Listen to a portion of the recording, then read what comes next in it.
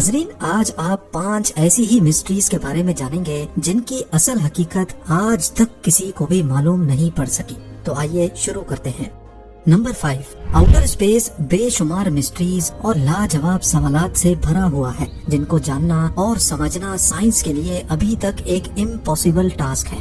पिछली कई सदियों से साइंस हमारी यूनिवर्स की सबसे बड़ी ताकत को समझने की कोशिश कर रही है, लेकिन ताहाल अभी तक नाकाम है, और वो ताकत है ग्रेविटी। जिस तरह अर्थ की ग्रेविटी तमाम ऑब्जेक्ट्स को अपनी तरफ अट्रैक्ट करती है, इसी तरह सूरज की ग्रेविटी अर्थ समेत सोलर सिस्टम के दूसरे प्लैनेट्स को भी अपनी तरफ अट्रैक्ट करती है। लेकिन सूरज को किसकी ग्रेविटी अपनी जगह रहने पर मजबूर कर रही है? सूरज तो बहुत छोटी बात है, करोड़ों अरबों गैलेक्सीज, और इन गैलेक्सीज के स्ट्रक्चर को कौन सी ग्रेविटी ने बना रखा है? कोई तो ऐसी चीज जरूर है जिसका मास इतना ज्यादा है कि वो इन तमाम गैलेक्सीज को अपनी अपनी जगह पर मेंटेन किए हुए है।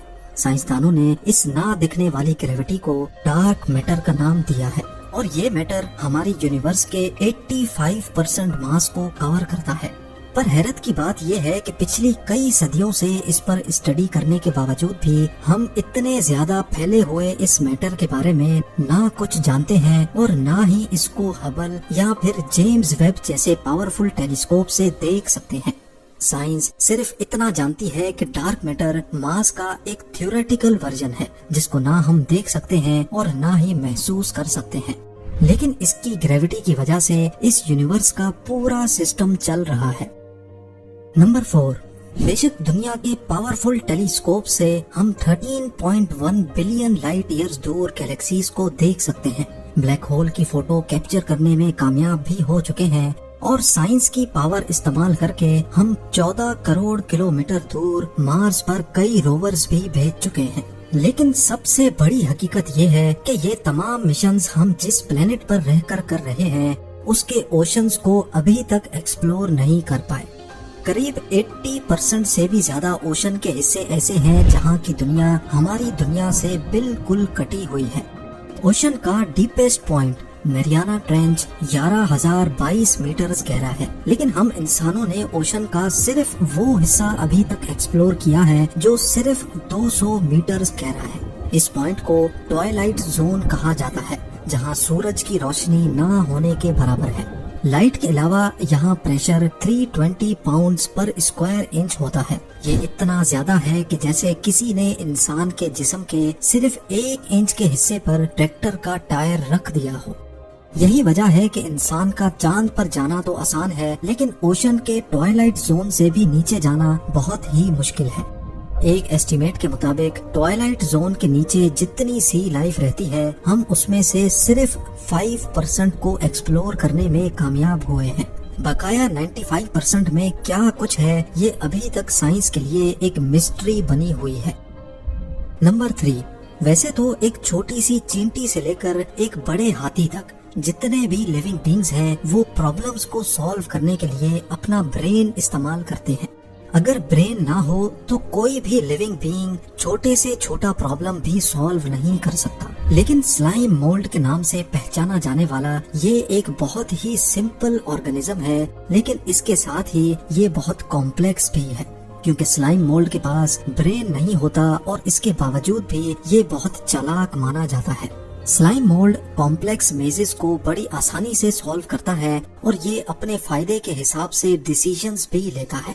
हत्ता कि साइंसदानों को कई सबूत मिले हैं कि स्लाइम मोल्ड दिन के मुख्तलिफ टाइम को भी पहचान सकता है।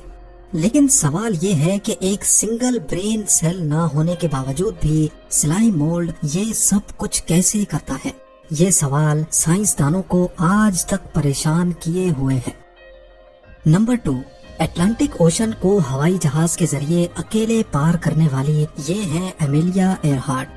अपने बचपन से ही इनको एडवेंचर और फ्लाइंग करने का बहुत शौक था। 1928 में एमिलिया ने अटलांटिक ओशन को अकेले सर करके पूरी दुनिया को हैरान कर दिया, क्योंकि इस दिन से पहले ये काम किसी खातून ने नहीं किया था।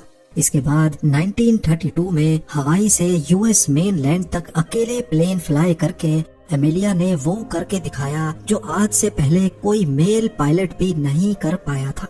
अपने शौक को पूरा करने के लिए اور ورلڈ ریکارڈ بنانے کے لیے ایمیلیا نے پوری دنیا کا گول چکر کاٹنے کا پلان بنایا۔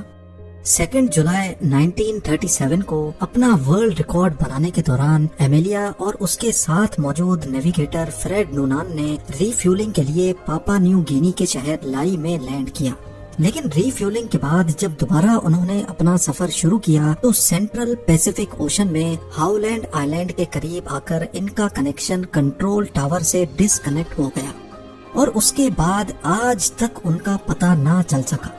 کئی سرچ پارٹیز نے پاسبل کریش لوکیشن پہ کئی مہینوں تک سرچ کیا، لیکن نہ ایمیلیا ملی، نہ فریڈ اور نہ ہی پلین کا کوئی چھوٹا سا بھی پرزہ ملا۔ اس واقعے کو آج 85 ایئرز گزر چکے ہیں، لیکن مجال ہے کہ سائنسدانوں اور ایکسپرٹس کو ذرے جتنا بھی کوئی ایویڈنس ملا ہو۔